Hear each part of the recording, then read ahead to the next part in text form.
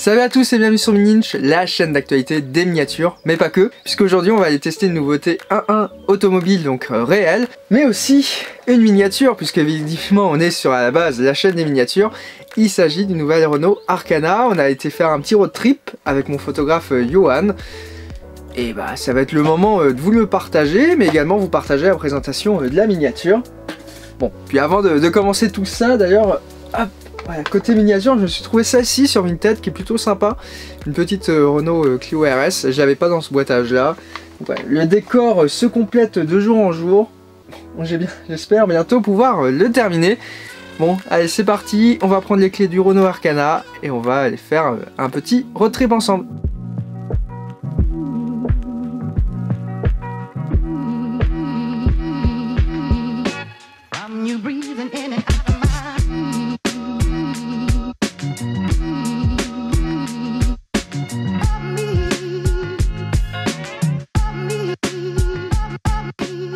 Avant de parler de l'essai de l'Arkana échelle 1.1, on va évoquer la miniature échelle 1/43e. Ouais, on est à la fin de notre journée avec Johan là, qui fait les derniers shootings photos.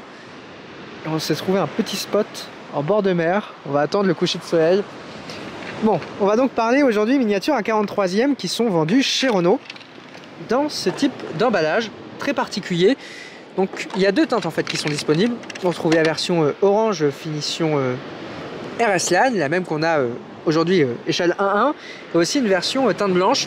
Il faut savoir que depuis ce mois-ci, on retrouve également chez Noref, donc chez Revendeurs Noref, deux autres teintes que voici.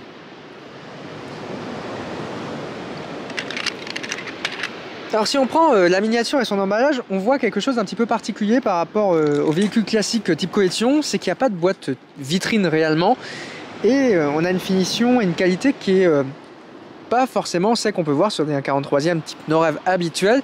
C'est parce qu'on est sur une finition qui est dite standard, et tout simplement en fait parce que le prix de vente est de seulement 23 €. Alors pourquoi Renault commercialise ces voitures à 23 €? Tout simplement en fait c'est parce que les miniatures 1/43e de chez Renault sont à 23 € depuis plus de 20 ans. Et forcément les coûts de production augmentent, donc on a un petit peu moins de choses. Alors globalement la ligne, on peut voir, est relativement correcte entre les deux miniatures. On a à l'avant des feux qui sont rapportés avec une petite tempographie qui permet de représenter les LED. Bon, excusez-moi pour le bruit de la mer, je pense qu'il y a pire hein, quand même. Donc voilà, on voit que c'est relativement bien reproduit, et même à l'arrêt. Hein. La particularité des Renault, c'est donc, comme je l'ai souligné tout à l'heure, le fait qu'il y a une marque blanche qui permet en fait de souligner vraiment ce côté LED. Au niveau des grilles, c'est bien représenté. On retrouve même finition. Au niveau des nervures du capot, elles y sont aussi. A noter que nous, on n'a pas le toit panoramique. Hein. Seule différence. Et aussi, petit changement, c'est que le toit, en vrai, il y a des rainures. Il y en a deux. Donc on voit ici, il est légèrement bombé. Et sur la miniature, il est totalement à plat. Alors, sur les jantes de cette Noref 1/43e, qui n'est pas équipé de pneus en gomme, on est sur des jantes plastiques. Bon, c'est quasiment un tout bon.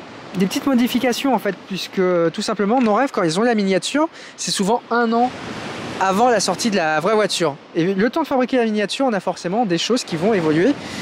Donc là par exemple, si on regarde les roues, à l'époque le petit rouge était au niveau du centre, donc il est ici. Donc là ça a disparu, en fait le rouge est apparu là, une modification qui a dû être apportée légèrement après.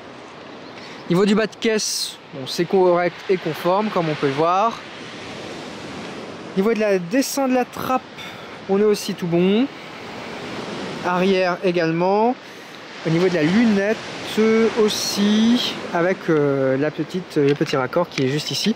D'ailleurs on notera aussi qu'il n'y a pas d'antenne, hein, qui est juste présente là. Au niveau de la partie arrière, on voit qu'il n'y a pas eu de, vu qu'on est sur une finition standard, de petits splitters, le fameux qui est noir là, et on a une vitre qui descend directement. Également, petite nuance, on avait marqué RS Line à l'arrière de la miniature. On voit que sur le vrai, on a une surface qui est totalement lisse. N'empêche, c'est marqué Arkana. On retrouve voilà, tout ce qui est bon au niveau de la plaque. Au niveau des feux, c'est tout bon aussi. Bon, on a vraiment une ligne voilà, qui est correcte. Une miniature qui est superbe. Bon, l'intérieur, je vais vous le passer en détail, c'est peut-être un petit peu petit, échelle à 43e. Voilà, on va pouvoir aller découvrir la bête, après avoir découvert la miniature. Alors pour l'acheter, la petite, hein, la vraie ça se trouve chez Renault, et ben la petite aussi, puisque c'est des miniatures donc, qui sont emboîtage Renault, les deux autres sont en boîte Norev comme je vous ai dit. Et on retrouve par exemple les références ici, je vous les mets en description. Et je vous conseille sinon de les commander directement à l'atelier Renault, ils ont une expédition qui est très rapide et les miniatures sont à 23 €. Bon, on va maintenant pouvoir laisser les miniatures pour se concentrer sur la vraie. Et on se retrouve donc pour le tour du propriétaire extérieur du nouvel Arkana. Donc là on a une finition RS Line, on verra un petit peu la motorisation tout à l'heure. Donc version un petit peu sportive. On retrouve d'ailleurs le logo sur le latéral. Là. Au niveau de la face avant, on est sur une face qui est relativement classique chez Renault, elle n'apporte pas de réelle évolution. On trouve toujours ce design de phare très particulier qui est vraiment caractéristique à l'ensemble de la gamme Renault. A noter ici que la voiture sans être allumée est quand même reconnaissable puisque toute la partie LED est blanche. Voilà, petit nom LED Pure Vision, nom de la technologie. Voilà, des beaux blocs. Juste en dessous, on retrouve fausse entrée d'air ici en plastique et on retrouve deux calandres principales, la supérieure et l'inférieure avec tout ce qui est radar qui est juste ici. Logo Renault, toujours de bonne dimension sur cette gamme. Donc voilà, même chose de l'autre côté. Au niveau du capot d'ailleurs, il est quand même assez nervuré. On peut le voir, on retrouve deux grosses tries. Une qui est juste là, et la deuxième qui est juste ici. Ça donne un effet assez bombé. D'ailleurs, le capot est quand même assez court hein, sur cette voiture qui est assez imposante. Et c'est assez marrant, hein, c'est que si on prend la strie qui démarre ici, voilà, qu'on va voir un petit peu plus haut sur la voiture, on la retrouve au niveau du toit, qui est donc bombé avec les deux stries qui sont les plus antagonistes au niveau de la voiture. Au niveau du latéral, on retrouve du laqué noir sur cette finition tout en bas des vitres. Même chose au niveau des rétroviseurs. Au niveau du bas de caisse, c'est un petit peu satiné avec toute une partie un petit peu gris-argent. On retrouve du laqué en dessous, un plastique ici noir qui fait un petit effet baroudeur et qui est sur l'intégralité de la voiture. A noter qu'il n'est pas justement laqué et il est un petit peu granuleux. Bon là on a roulé toute la journée avec et au final c'est quand même assez agréable d'avoir ce type de plastique puisqu'en fait ça se salit pas vraiment. Donc voilà, poignée de porte caractéristique, petite ici trappe à essence. C'est vrai que de plus en plus de constructeurs aujourd'hui font des trappes qui sont énormes. Ici elle est quand même relativement raisonnable. D'ailleurs on voit que la voiture est d'origine Samsung avec les petites indications en coréen. Là on est sur une motorisation essence. Au niveau des jantes, le traitement est relativement agréable. On retrouve un petit rappel puisqu'on est sur la finition sportive avec ce côté rouge. Et on est après, sinon généralement sur un biton. A noter que les freins sont quand même à disque, mais relativement de petites dimensions. Un truc qu'on a noté durant vraiment cet essai, c'est qu'on se croirait sur un 4x4. On a vraiment une garde-socle qui est énorme. On est à 20 cm. Et d'ailleurs, on peut noter aussi des petites bavettes. Hein. Le retour des bonnes vieilles bavettes sur cette Arkana. Et au niveau de la face arrière, on est sur du classique de chez Renault. Avec en fait toujours cette signature lumineuse qui va emmener le phare sur le logo. Arkana qui est juste énorme. Et d'ailleurs une partie arrière qui est relativement simple et épurée. Hein. On peut le voir, là tout le coffre fait toute cette partie là et descend jusqu'à la plaque d'immatriculation. À noter le petit béquet. Et d'ailleurs il a souffert un petit peu depuis la construction de cette voiture. Là on peut voir quelques traces de rayures. Et j'ai eu le cas hier puisque j'ai un parking chez moi qui est relativement bas. Et il faut savoir que le coffre, si on l'ouvre, et donc voilà, une fois le coffre ouvert, on voit qu'il est relativement important et surtout de grands gabarits. Donc faire bien attention si vous voulez acquérir la voiture, à bien vérifier que l'ensemble rentre dans son garage. Puis je pense qu'au niveau des butées de frein, ça doit être des butées de coffre, ça doit être peut-être réglable. Au niveau des designs, on retrouve les phares, un petit peu le même design ici avec les fausses sorties plastiques. Tout le bas est sur le même plastique granuleux. Bon, et après, classique diffuseur avec fausse sortie d'échappement. Petits catadioptres qui sont en bas, droite et gauche. Donc voilà, un modèle qui est relativement bien campé hein, sur ses roues. Profil arrière très agréable. un petit peu comme si c'était une Laguna, on va dire, un petit peu surélevé. On est vraiment sur le prolongement en fait entre une Clio, une Mégane et en fait sur un Kadjar un petit peu coupé. Qu'est-ce qu'on peut dire de plus? Ah si, plutôt agréable hein, sur une voiture de ce gabarit et surtout c'est d'avoir ça, le petit aéron de requin qui est juste ici. Avec toi, vous l'avez noté, hein, il est noir. Bon, à l'extérieur, on a fait le tour, la teinte, on est assez surpris hein, puisque on se disait orange c'est très voyant. Et c'est vrai que sur la Clio, des fois ça rend pas forcément extrêmement bien. Mais en fait, vu qu'on a une grosse voiture avec des formes qui sont quand même assez marquées, ça rend bien au soleil. Donc là, on voit qu'à l'ombre, elle est assez terne. Mais dès qu'il y a un rayon de soleil, vraiment ça éclaire ce côté orange. Et dernier petit détail, on voit aussi que tous les passages de roue sont marqués. Donc voilà un petit peu ce qu'on pouvait dire pour cette Arkana. Côté extérieur. On va pouvoir maintenant passer côté embarqué, voir un petit peu que vaut cette motorisation essence.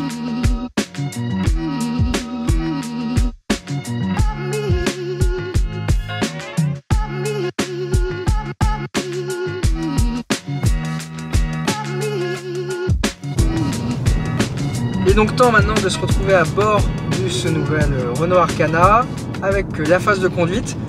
Alors le Renault Arkana a beau débarquer en concession que maintenant en France, c'est un modèle qui est déjà connu puisqu'on l'a déjà vu en Russie.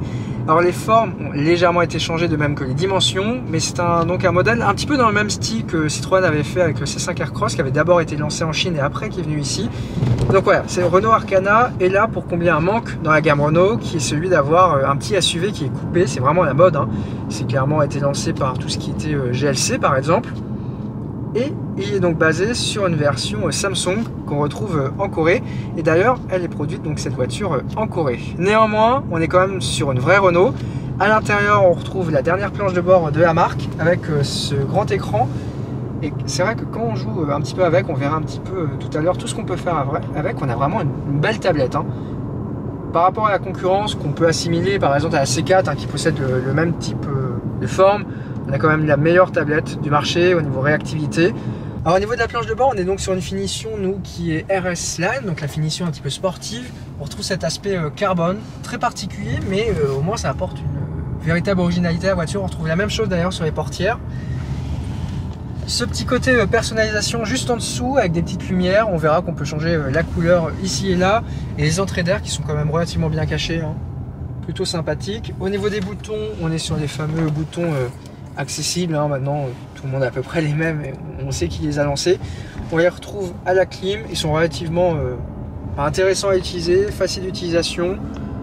Une clim qui est relativement classique, rien à dire. Petit bouton de démarrage ici, petit commodo à droite et à gauche.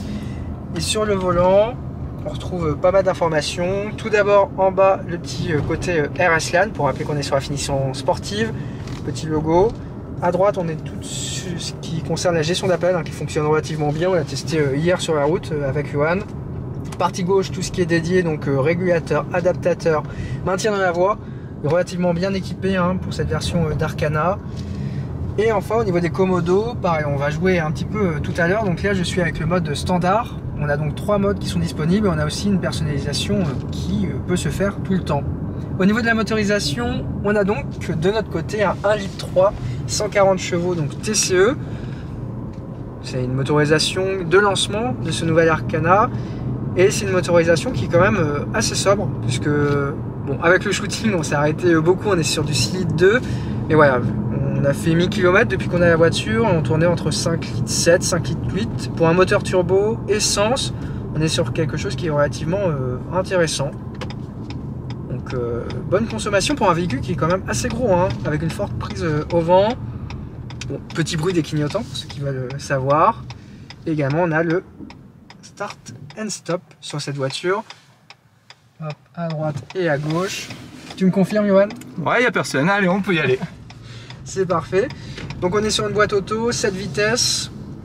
Au niveau de la conduite, c'est assez linéaire quand on n'appuie pas vraiment. Il y a quand même un petit peu de patate.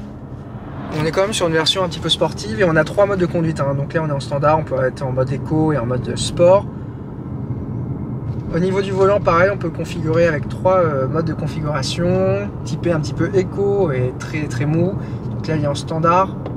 On peut voir qu'il bouge quand même beaucoup sans forcément avoir de mouvement de caisse. Et le mode sport, il est un petit peu plus rigide. Petite palette derrière le volant.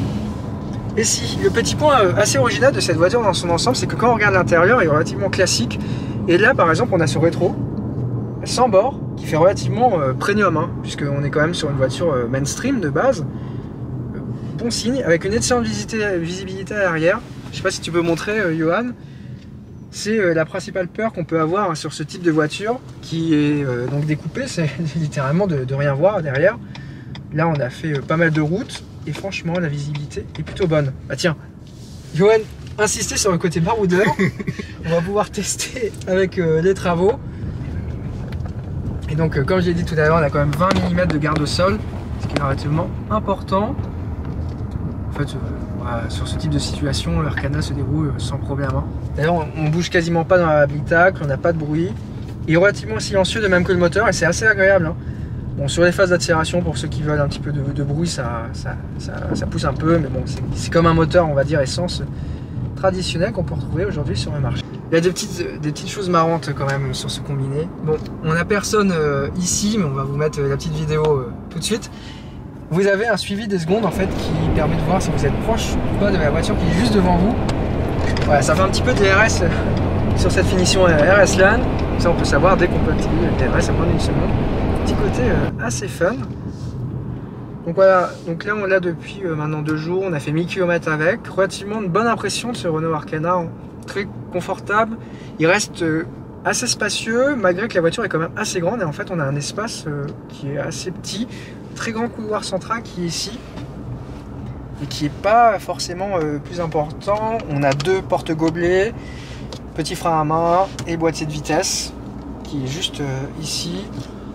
Bon, par rapport à la concurrence maintenant qui va vers des boîtiers et des petits boutons qui sont de plus en plus petits, ça au moins ça a le mérite d'être relativement simple à utiliser.